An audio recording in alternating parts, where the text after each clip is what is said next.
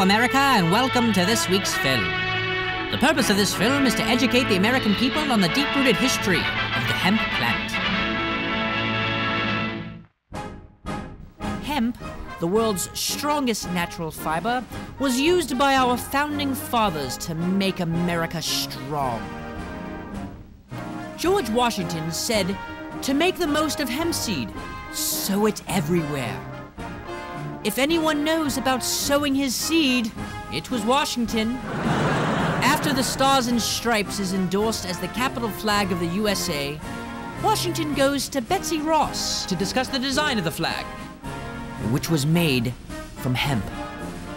Thomas Jefferson, our third president of the United States, was also a hemp farmer. Jefferson even smuggled in rare hemp seeds from Europe and China.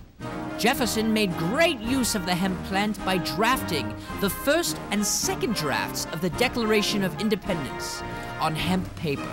According to Jefferson, hemp is of the first necessity to the wealth and prosperity of the nation.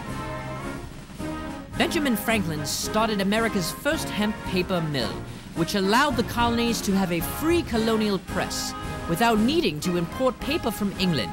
Abraham Lincoln used hemp seed oil to fuel his household lamps, which means hemp fuel created the light, while Lincoln drafted his Emancipation Proclamation in our country's darkest hour.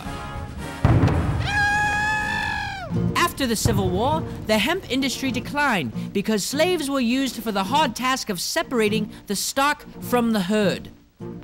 Cotton then replaced hemp as the #1 crop.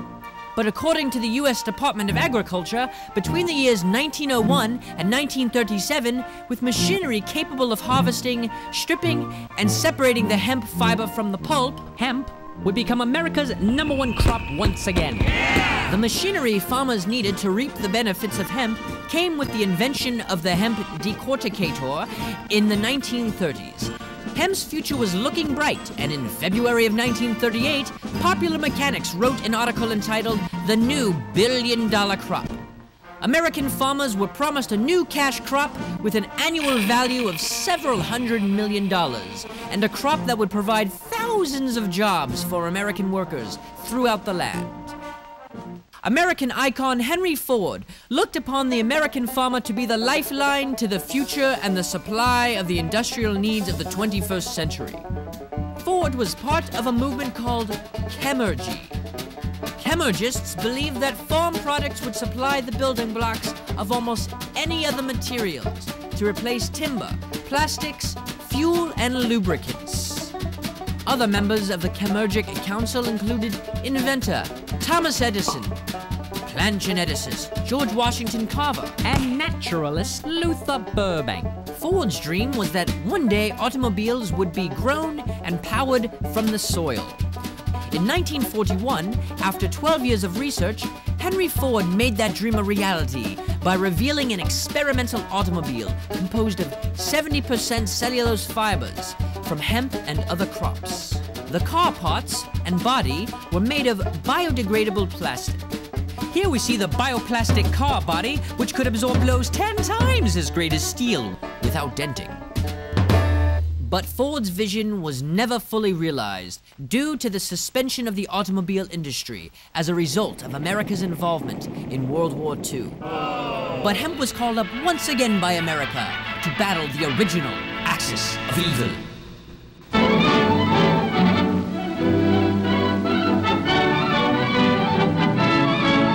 American hemp must meet the needs of our Army and Navy as well as of our industries.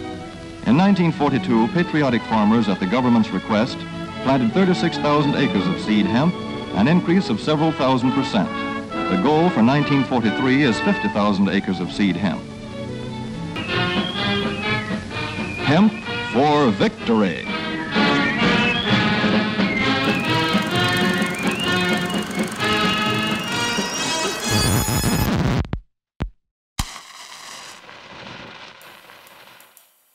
I usually don't do conspiracy theories, but the film you just saw was said to have never existed.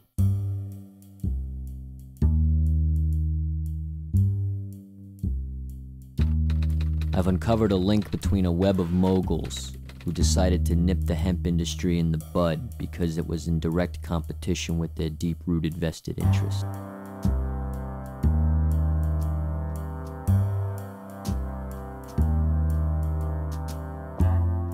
William Randolph Hearst owned a timber empire and stood to lose billions from the emerging hemp industry. Hearst's life inspired Orson Welles' film Citizen Kane. Hearst embodies the phrase yellow journalism. He started a massive propaganda campaign to demonize hemp as marijuana. Hemp is cousin to the marijuana plant and only contains 0.3% THC, the psychoactive ingredient. Even so, Hearst's smokescreen worked, and the public now feared the deadly marijuana plant. Another industrial elitist who stood to lose billions was Lamont DuPont. The same year hemp was called the billion-dollar crop by Popular Mechanics, the DuPont company obtained patents for making nylon from coal, paper from wood pulp, and plastic from oil. Hemp was a direct competitor with the chemical giant. Andrew Mellon of Mellon Bank was the chief financier of DuPont Chemical Company in Hearst Timberland. He also happened to be the Secretary of Treasury.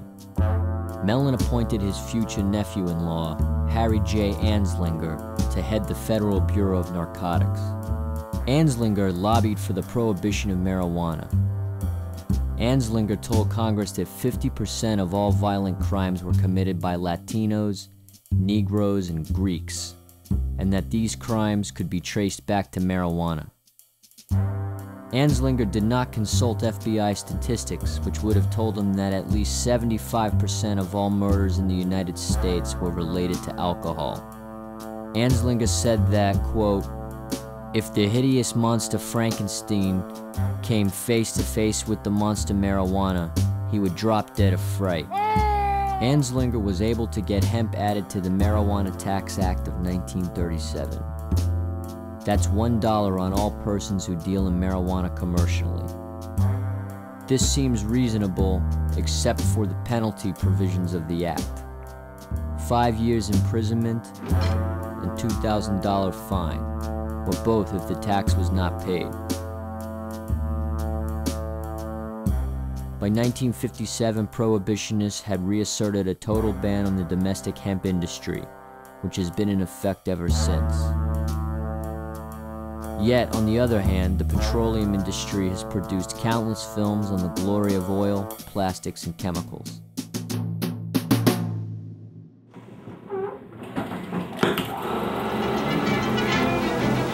Gasoline, liquid power to run millions of automobiles everywhere.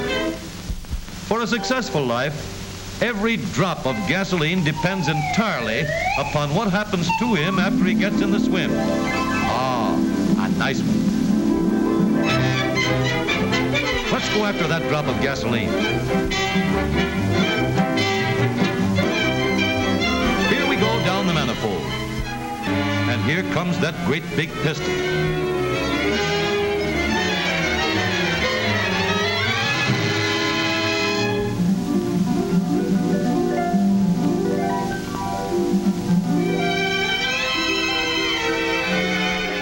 There goes the ghost of our drop of gasoline. Thanks to the engineers, he's given a perfect account of himself. He has led a more fortunate life than lots of other drops.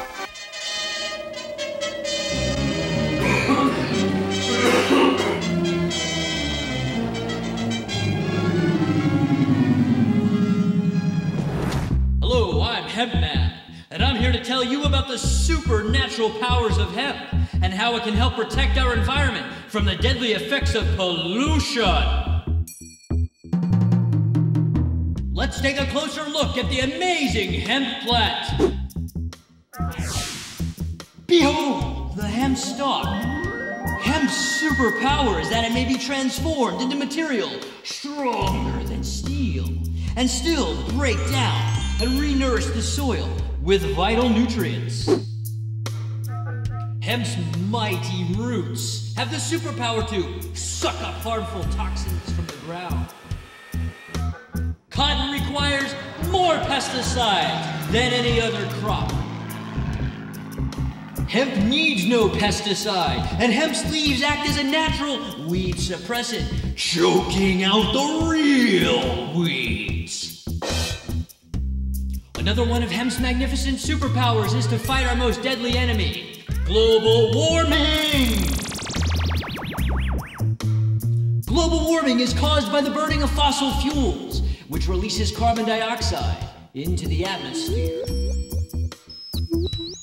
But luckily, hemp's astonishing stalk can be processed into a biomass fuel for a clean and renewable energy.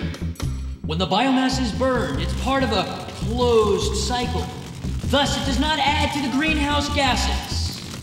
Hemp can even battle acid rain to protect our soil. Hemp's ultra seed has the amazing ability to produce an oil that can lubricate our cars, as well as our bodies, with the richest source of essential fatty acids. So there you have it. Every part of the hemp plant has the supernatural power to heal, protect, and revitalize our body and planet.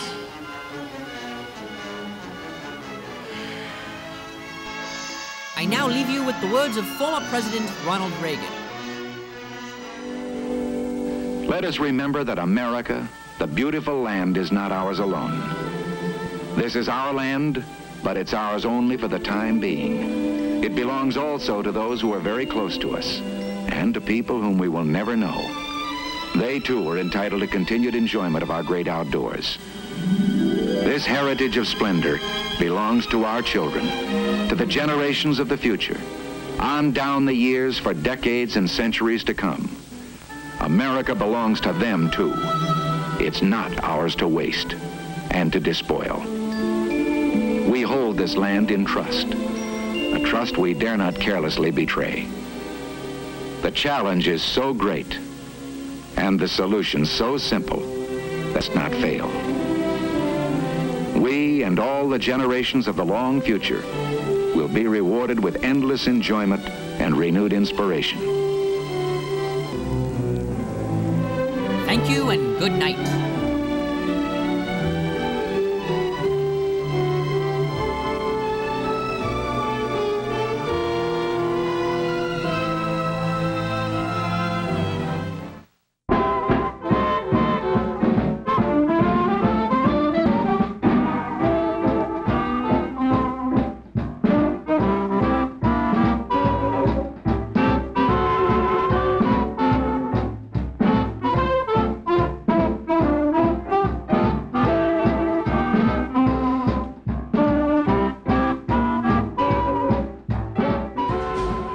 Clean air to breathe, fresh water to taste, that has not been polluted by corporate greed or haste. Priceless. We as Americans can't let our leaders' suppression of progression stand. We need a new Declaration of Independence from oil. Hemp is the Patriots plant, which must have the chance to serve mankind once more.